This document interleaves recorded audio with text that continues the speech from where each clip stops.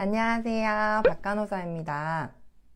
임신부터 출산 준비까지 해야 할 일들이 참 많은데 아기가 태어나고 나면 우리가 꼭 챙겨서 해야 할 일들이 있어요. 아내들은 출산하고 나면 몸 회복하랴, 아기 신경 쓰랴 더 정신이 없거든요. 그래서 우리 남편분들 꼭 체크해 두셨다가 분만 후 순서대로 진행해 주시면 아내분 사랑 듬뿍 받으실 수 있을 거예요.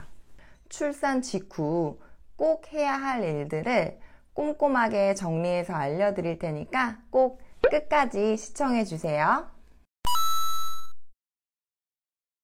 출산 직후 사실 아내는 정신이 없어서 잘 기억이 나지 않을 수도 있어요.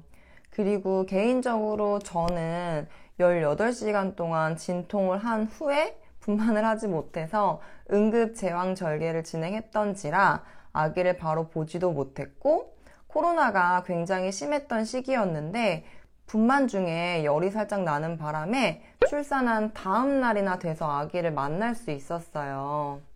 그래서 남편이 찍어뒀던 사진 한 장으로 아기를 만나기 전까지 버텼는데 그때는 또 그게 그렇게 서럽더라고요. 가능하다면 출산 직후 아기의 사진이나 동영상을 좀 찍어둔다면 추후 돌기념 영상에 사용하게 될 수도 있고 아주 소중한 시간의 추억이 될 것 같아요.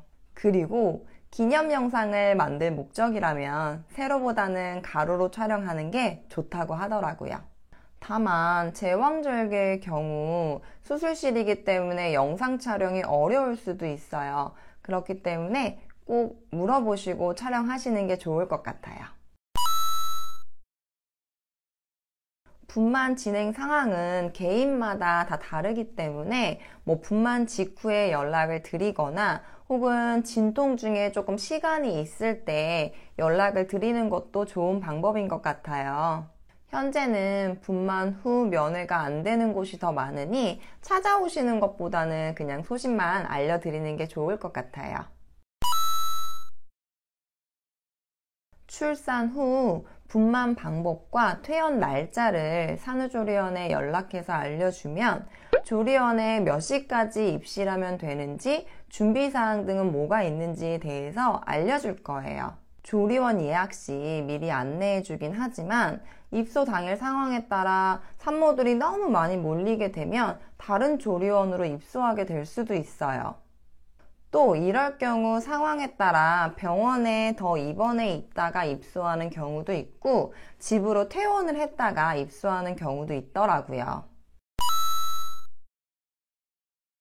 산후조리원을 이용할 때에는 조리원 퇴소 날짜를, 산후조리원을 이용하지 않을 경우에는 병원 퇴원 날짜를 말씀을 드리면 퇴원 날짜에 맞춰 관리사님을 집으로 보내주세요. 보통 조리원을 퇴소하고 오거나 병원에서 퇴원을 하고 집으로 돌아오면 오후 시간대가 돼요. 그렇다 보니 관리사님은 그 다음 날부터 오시도록 요청하시는 게 좋아요. 출생신고는 인터넷과 행정복지센터에서 신청이 가능한데 인터넷에서 신청할 경우 3일에서 5일 정도가 소요가 되고 행정복지센터에서 신청할 경우 주민등록번호가 바로 생성이 돼요.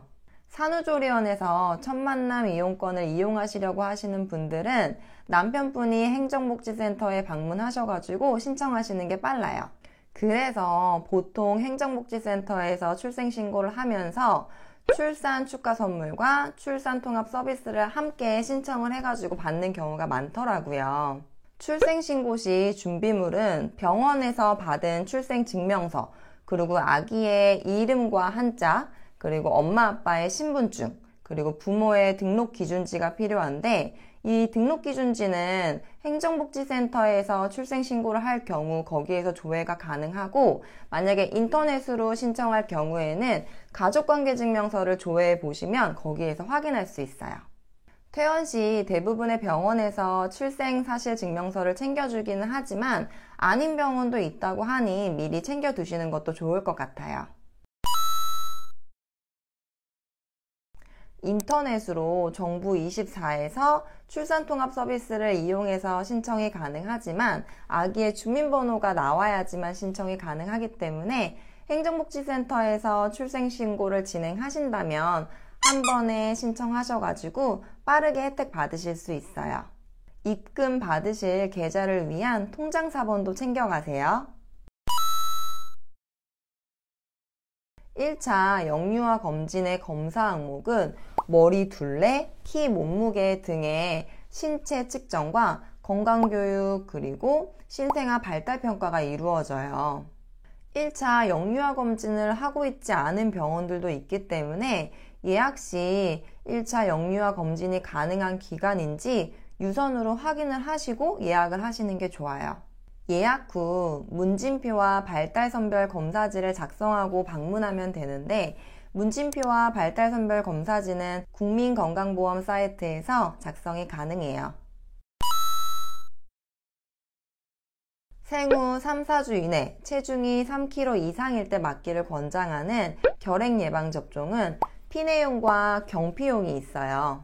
피내용은 주사액을 피내에 접종하는 주사형 예방접종의 방식이고 경피용은 9개의 바늘이 달린 주사 도구를 이용을 해서 강하게 눌러 찍는 도장형 예방접종의 방식이에요. 두 주사의 장단점의 차이는 크게 없지만 피내용은 무료, 경피용은 7에서 10만 원 정도의 비용이 발생돼요.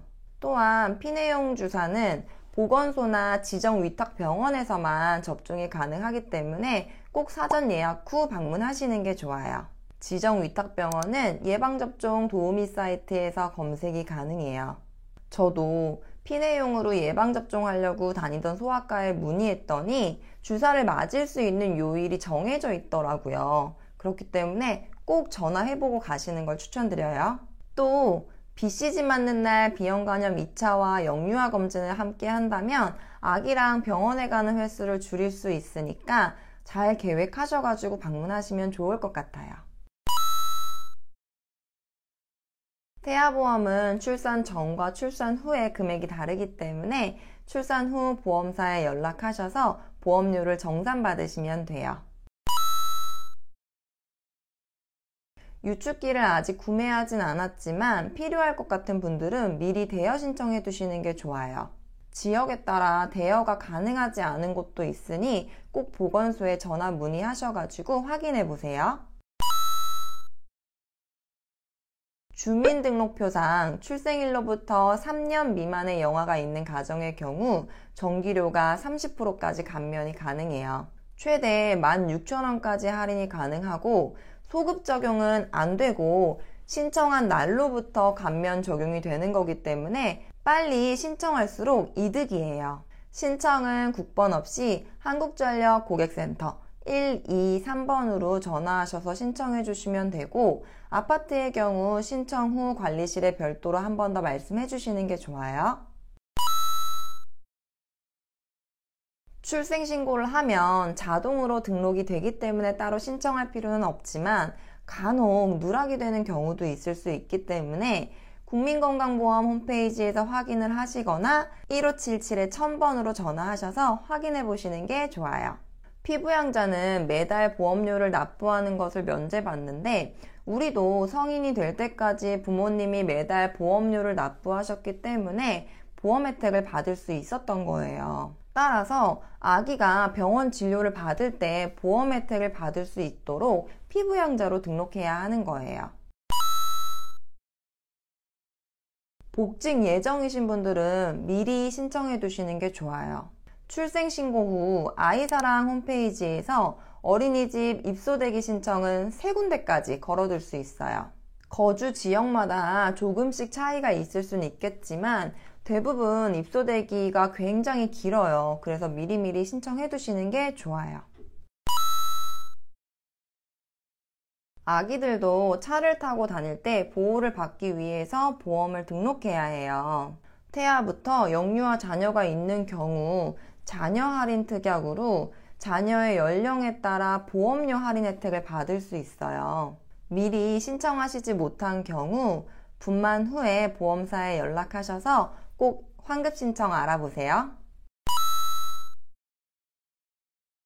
필수는 아니지만 아기 이름으로 적금을 들거나 주식, 현금 등을 증여하려고 할 때 필요해요. 사실 급한 건 아니기 때문에 시간이 되실 때 만드시면 되고, 그 아기 통장을 개설할 때 가족관계증명서를 요청하기 때문에 출생신고를 하고 일주일 후부터 개설이 가능해요.